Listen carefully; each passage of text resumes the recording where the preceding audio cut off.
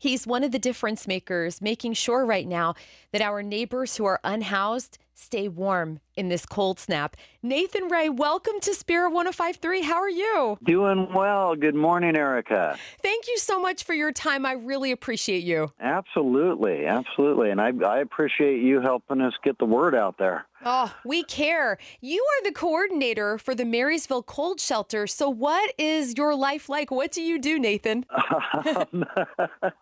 Everything that goes into making sure that we are providing a welcoming, warm, and safe place for people in need of shelter for the night so that we don't have folks freezing on the streets and, potentially getting hurt or even dying. That's got to be very meaningful work, my friend. It is. What I found is that when people get into it, it's really hard to not continue doing it.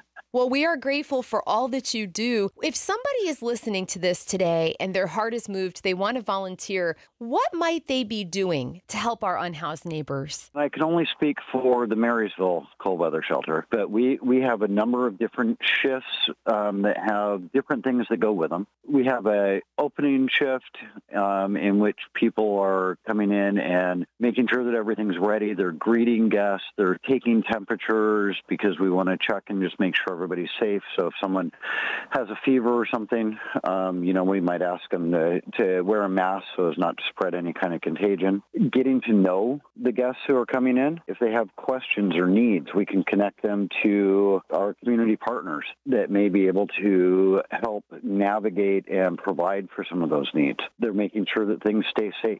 We have a couple of overnight shifts in which the primary thing is providing that safety for our guests. Yeah. When you are unhoused, the nighttime is the scary time. Yeah. That's when there are crowds of people. That's when there's dark. And so most of our guests tend to not be able to sleep at night. They often have to try and catch naps where they can during the day because the nighttime they need to be aware. Yeah. And so what we can do is we can say, we have your back. We're watching. You don't need to worry about anything being stolen. You don't need to worry about being assaulted. You don't need to have those safety fears. We are watching. That just touches my heart. Yeah, it's amazing work to do. It really is. And then, of course, in the morning, we have our closing where we're making sure that, beds are stripped as the guests are getting up and heading out into the chill of the day, but at least it's the day. We get laundry done. We have a wonderful partner in Marysville, the Marysville Laundry Station, that allows us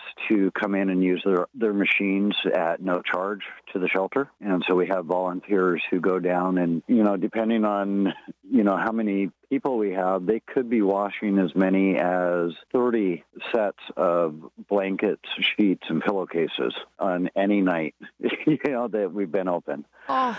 We, sanitize, make sure that everything's wiped down, make sure that things are vacuumed. We have a carpet cleaner to make sure that everything is cleaned up and ready so that the church has their space during the day when we're not there. Yeah. I want to ask you, I know that you've worked with volunteers for a long time, Nathan. How do volunteers react when they see these people who are unhoused coming in need of help? Do you see like a transformation in these volunteers? They realize, wow, I'm so glad I did this. I do. I did a in-person training and orientation over the weekend, and I asked our veteran volunteers, why do you do this?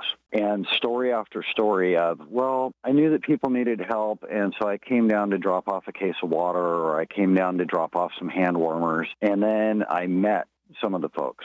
And now I see them as people. And instead of just walking by on the sidewalk and looking the other direction or averting my eyes, instead I know people's names. I know their stories. I greet them. I say hi. I find out how they're doing. And that's really what it is it's that relationship and that connection that brings people back. We had over 3,000 documented volunteer hours last year. Wow. To ensure that people were able to have that safe, warm, welcoming place and not freeze to death. Oh, I am so grateful for you. Nathan Ray, coordinator for the Marysville Cold Shelter, thank you for being with us. Thank you to you and your team for catching the spirit. We appreciate you. Thank you. I appreciate you.